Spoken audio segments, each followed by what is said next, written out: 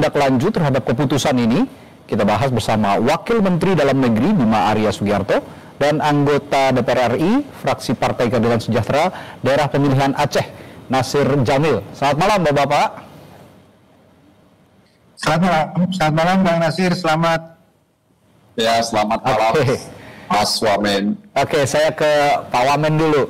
Kang Bima, pemerintah ini sudah tetapkan 4 pulau menjadi milik Aceh.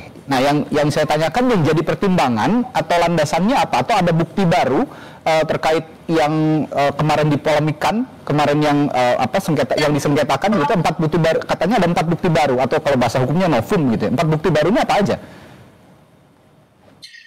Jadi ketika kemarin di Kemendagri dilakukan rapat evaluasi menyeluruh dengan semua pihak hadir, TNI Angkatan Darat, Angkatan Laut, Badan Informasi Geospasial gitu ya, jajaran Kemenhan, itu dipaparkanlah beberapa dokumen-dokumen gitu ya. Dan ada satu dokumen yang dilaporkan ditemukan aslinya. Karena selama ini hampir semua dokumen itu bukan hal yang baru, tetapi semuanya kopi. Nah, karena untuk membuat keputusan tentu harus dipastikan bahwa itu asli, atau di kemudian hari bisa menimbulkan potensi persoalan gugatan begitu. Nah, di kemarin itu kemudian ditemukan satu dokumen yang sangat penting, yaitu keputusan Menteri Dalam Negeri menindaklanjuti kesepakatan antara Gubernur Aceh Ibrahim Hasan dan Gubernur Sumatera Utara Raja Dina Siregar di tahun 1992. Ini yang dokumen asli perjanjiannya tidak ketemu, tetapi di gudang arsip di Pulau Dua ditemukan kemarin pagi. Nah, inilah yang saya sampaikan di rapat kemarin, itu novum, tapi kemarin belum kami sampaikan secara terbuka. Hari ini kami katakan bahwa yang dimaksudkan novum adalah itu dokumen asli keputusan Menteri Dalam Negeri terkait dengan perjanjian kesepakatan batas wilayah antara Sumut dan Aceh saat itu. Ya, Bung Bima, tapi mengingat belum adanya peraturan Menteri Dalam Negeri nih, kalau koreksi kalau saya salah ya, belum ada Permendagri tentang batas wilayah. Lalu bagaimana legalitas keputusan ini diperkuat untuk menghindari sengketa yang terjadi di kemudian hari, kira-kira? Jadi langkah pertama adalah terjadi kesepakatan yang sudah ditandatangani oleh 2 gubernur, oleh Pak Bobi dan Pak Malem tadi ya. Nah, kemudian setelah itu ditindaklanjuti dengan merubah atau melakukan revisi terhadap Kemendagri yang sudah ditandatangani dengan menyertakan 4 pulau tersebut ke dalam wilayah Aceh. Nah, untuk kemudian nanti akan ada proses selanjutnya, akan ada penetapan tentu bersama daerah-daerah lain yang ada beberapa yang sudah selesai begitu sesegera mungkin. Tapi saya kira sudah cukup clear dan jelas perjanjian kesepakatan antara 2 gubernur yang baru, dan kemudian juga ada revisi dari Kemendagri. Dan kami juga meminta nanti Badan Informasi Geospasial untuk melakukan revisi terhadap gazetir yang diterbitkan itu khusus untuk 4 pulau itu. Pertama-tama saya ucapkan selamat dulu untuk Bung NJ yang dari kemarin menyuarakan dan akhirnya diputuskan masuk ke dalam wilayah Aceh. Bung NJ, tapi begini, pertanyaan saya setelah ini, bagaimana juga DPR gitu kira-kira, anggota dari Dapil Aceh terutama seperti Anda, ini memastikan bahwa keputusan ini diimplementasikan dengan baik dan tidak memicu konflik baru, terutama di antara masyarakat Aceh sendiri? Ya, terima kasih Mas Radi dan juga Kang Wamen.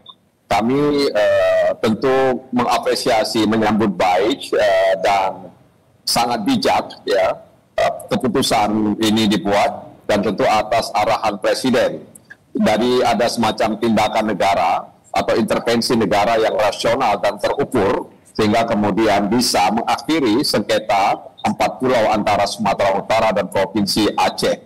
Dan tentu saja keputusan ini kemudian harus ditindaklanjuti sesuai dengan peraturan perundang-undangan yang berlaku, sehingga kemudian tidak lagi ada gejolak atau tanda tanya serta pertanyaan-pertanyaan lainnya dari masyarakat. Oleh karena itu, hari baik pada hari ini menjadi kebaikan untuk kita semuanya, terutama bagaimana bisa mengatasi ketegangan-ketegangan antara daerah dengan pemerintah pusat, mungkin juga ketegangan antara Provinsi Aceh dan Sumatera Utara. Dan ini sudah berakhir, Artinya kita fokus ke depan dan mudah-mudahan keputusan tadi itu seperti yang saya sebutkan tadi itu ditindaklanjuti ya dengan hitam di atas putih dan kemudian mengundang pihak-pihak kelembagaan kementerian terkait untuk memastikan bahwa ke depan tidak terjadi sengketa lagi terhadap 4 pulau tersebut.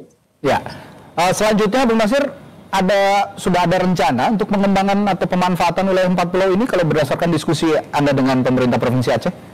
Ya, kita tunggu saja kalau sudah clear and clean soal ini, maka pemerintah Aceh menurut Gubernur Aceh Muhyiddin Manap, di mana tadi malam saya bertemu dengan beliau, mungkin akan menggali potensi-potensi ekonomi yang ada di pulau tersebut. Ya, tentu saja kita tidak menafikan dengan berbagai macam isu terkait misalnya ada potensi migas dan lain sebagainya. Ya, mudah-mudahan saja ini adalah bahagian yang tidak terpisahkan dari kepentingan nasional kita menjaga pulau-pulau di Indonesia seperti yang dikatakan oleh Gubernur Muhyiddin Manap, meskipun ini wilayah Aceh tapi dia adalah bahagian dari Negara Kesatuan Republik Indonesia. Nah, ini selanjutnya akan saya tanyakan juga. Sepertinya 2 gubernur sudah memberikan pernyataan yang begitu menyejukkan ya. Gubernur Aceh mengatakan bahwa 4 pulau ini tidak hanya bagian dari Aceh tapi bagian dari NKRI. Sementara Gubernur Sumatera Utara mengatakan jangan terpancing oleh isu-isu yang tidak benar, bahwa saat ini Sumatera Utara dan masyarakatnya mengutamakan persatuan begitu. Nah, tapi tetap saja menurut saya peran Kementerian Dalam Negeri juga harus ada, terutama mitigasi konflik yang terjadi. Nah, langkah konkret Kementerian Dalam Negeri sendiri, Kang Bima, untuk mencegah potensi ketegangan, terutama ketegangan sosial antara masyarakat pasca keputusan ini antara masyarakat Aceh dan Sumut, bagaimana? Tadi sudah saya sampaikan, Kemendagri langsung melakukan proses revisi Kemendagri. Itu penting sekali, karena itu kan yang menjadi persoalan utama dan menimbulkan spekulasi. Yang kedua, tadi Kemendagri seperti saran Bang Nasir tadi, ini berkoordinasi dengan Badan Informasi Geospasial untuk juga melakukan proses revisi terhadap gazettir yang secara rutin diterbitkan untuk melakukan penamaan rupa bumi, kemudian juga untuk koordinat begitu. Ini penting sekali. Dan yang ketiga tentu kami membangun komunikasi dengan 2 gubernur dan 2 kepala daerah, 2 bupati di sana untuk memastikan bahwa ada langkah-langkah di lapangan untuk menjaga kondusivitas, ya termasuk tentu saya kira secara fisik 4 pulau itu pasti perlu untuk dijaga, dirawat dan dikembangkan potensinya oleh Aceh dan Singkil gitu ya. Yang tidak kalah penting, bagaimana juga nih Kang Bima, keputusan ini mempengaruhi pendaftaran nama pulau ke Perserikatan Bangsa-Bangsa, ke PBB. Ini juga penting untuk diperhatikan, karena kalau memang nanti ada pendaftaran, itu apakah revisi ini diperlukan pada laporan sebelumnya atau bagaimana? Tadi sudah saya sampaikan, jadi ketika BIG nanti melakukan revisi, maka revisi itulah yang kemudian juga disampaikan, dilaporkan ke Badan PBB yang menangani tentang proses identifikasi pulau-pulau tadi. Ya, tapi yang jelas yang ingin saya sampaikan juga bahwa ini adalah proses pembelajaran bagi kita semua, bagaimana kita melakukan koordinasi yang rapi, menyelesaikan persoalan-persoalan batas wilayah dan juga pendataan.